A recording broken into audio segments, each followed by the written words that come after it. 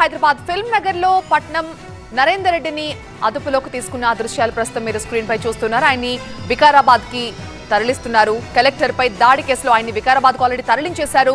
Collector పై దాడి కేసులో కుట్ర చేశారన్న ఆరోపణల నేపథ్యంలో ఎవరైతే నిందితుడు భోగమోని సురేష్ ఉన్నాడో అతని ఫోన్ కాల్ డేటా పోలీసులు రికవరీ చేశారు. ఆ టైంలో పట్నం నరేందర్ రెడ్డితో ఆయన 42 సార్లు మాట్లాడినట్టుగా గుర్తించారు. ఈ నేపథ్యంలో ఆయన అరెస్ట్ తీవ్ర కలకలం రేపుతోంది. మా ప్రతినిధి రాకేష్ మళ్ళీ లైవ్ లో జాయిన్ అవుతారు మరింత సమాచారం అందించడానికి. రాకేష్, ఇప్పుడు నరేందర్ రెడ్డి కుటుంబాన్ని పరామర్శించిన సత్యేంద్ర రెడ్డి మనతో ఉన్నారు. ఏమంటున్నారు ఈ అరెస్ట్ గురించి? పొద్దున్నే వెళ్ళగానే వాకింగ్కి వెళ్ళగానే అరెస్ట్ చేశారు కదా, ఎలా ఉంది ఫ్యామిలీ సిచ్యువేషన్? అంటే ఇద్దరు వైఫ్ అండ్ హస్బెండ్ కలిసి వెళ్ళారు వాకింగ్. తను కొంచెం ఫాస్ట్గా నడుస్తూ ముందుకెళ్ళింది. నరేందర్ కొంచెం లేట్గా ఇంట్లో నుండి బయలుదేరాడు.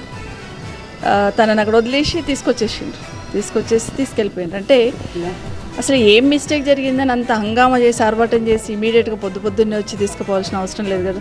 నిజంగానే మీరు ఎంక్వైరీ చేయాలనుకుంటే యాజ్ ఎ ప్రజాప్రతినిధిగా వచ్చేవాడు స్టేషన్కి, ఇక్కడికి వచ్చి లిఫ్ట్ చేయాల్సిన అవసరం లేకుండా.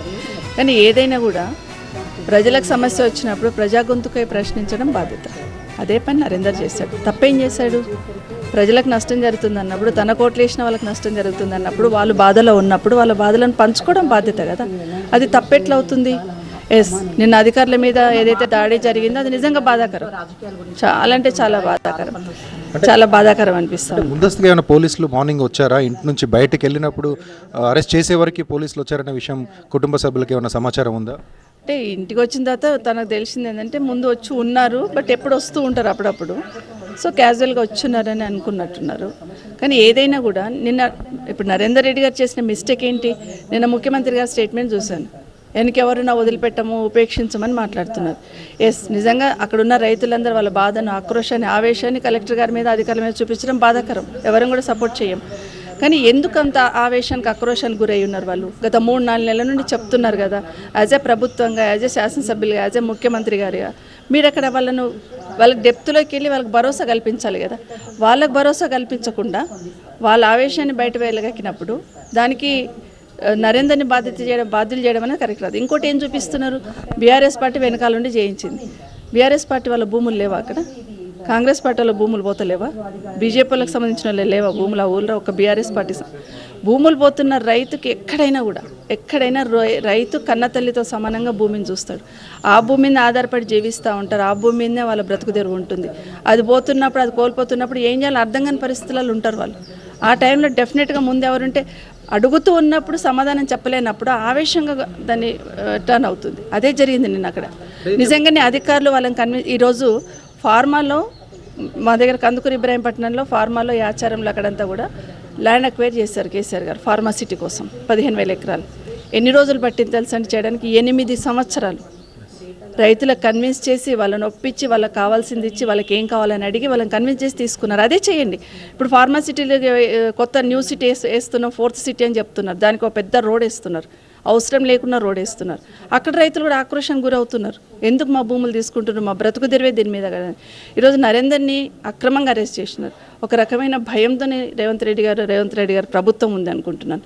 ఈరోజు ఎక్కడ ఫార్మాసిటీ ఏర్పాటు చేస్తారో తెలియదు. అక్కడ జైరాబాద్లో ఫార్మా అంటారు, ఇక్కడ ఫార్మా అంటారు, ముచ్చలలో ఫార్మా అంటారు. అసలు క్లారిటీ ప్రభుత్వానికే లేదు. ప్రభుత్వానికి క్లారిటీ లేకుండా ప్రజలను గందరగోళంలో పడేసి అరెస్ట్కి సంబంధించి, కేసుకు సంబంధించి నిన్న ఐజీ మాట్లాడారు, పోలీస్ అధికారులు మాట్లాడుతున్నారు, ఎస్పీ మాట్లాడారు.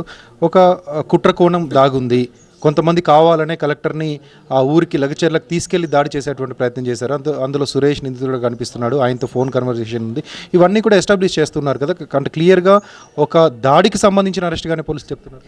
ఫోన్ మాట్లాడతారండి. కార్యకర్తలు చేసినప్పుడు ఫోన్ మాట్లాడమా?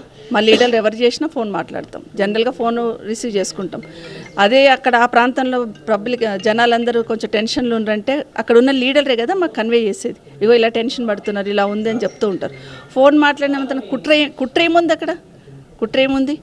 నిజంగానే అధికారులందరూ కూడా ల్యాండ్ అక్విజిషన్ చేస్తున్నప్పుడు అక్కడ కూర్చొని ల్యాండ్ అక్విజిషన్ ఆఫీసర్ 10 సార్లు అక్కడ కూర్చొని ఇంటర్నేషనల్ ఎయిర్పోర్ట్కి ల్యాండ్ అక్విజిషన్ చేసినామండి. 4-5 నెలలు అధికారులందరూ కూర్చొని మాట్లాడి వాళ్ళని కన్విన్స్ చేసి ల్యాండ్ అక్విజిషన్ చేసినాం. ఇట్లా బుల్డోజ్ చేసే ప్రయత్నం చేయలేదు.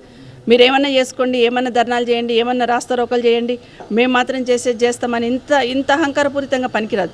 మీ నియోజకవర్గం కదా, మీ బాధ్యత లేదా? మిమ్మల్ని వాళ్ళని కూర్చోబెట్టి మాట్లాడాలని బాధ్యత లేదా? ముఖ్యమంత్రిగా వారు చేయాల్సింది ఇమీడియట్గా వాళ్ళని పిలిపించి మాట్లాడుకోవాల్సింది. బాబు మీకు ఏం బాధ ఉంది, ఏం కావాలి, ఏం భరోసా కావాలని చెప్పి అడగాల్సింది. అంతేగాని వాళ్ళు చేసిన తప్పును కప్పిపుచ్చుకునే ప్రయత్నంలో బీఆర్ఎస్ పార్టీ మీద నింద వేసే ప్రయత్నం చేస్తున్నారు. డెఫినెట్గా నరేందర్కి బాధ్యత ఉంది. అక్కడ పోయి ప్రజల పక్షాన నిలబడి ప్రశ్నించే బాధ్యత నరేందర్కి ఉంటుంది, ఆ రైట్ ఉంటుంది. కాబట్టి పోయి ఉన్నాడు. దాన్ని బూచిగా చూపించి అరెస్ట్ చేస్తే అరెస్ట్లకు భయపడి రైతుల కోసం జైలుకు పోయింది అనుకుంటాం. ఇదేం కొత్త కాదు. రైతుల కోసం, ప్రజల కోసం పోరాటాలు చేస్తూనే ఉంటాం. మా కుటుంబం అట్లాగే ఉంటుంది. దానికి భయపడి వెనక్కిపోయే వాళ్ళు కాదు. అంత భయపెట్టించినంత మాత్రం ప్రజల పక్షాన ప్రశ్నించకుండా ఉంటామనే అపోహ పడవద్దు.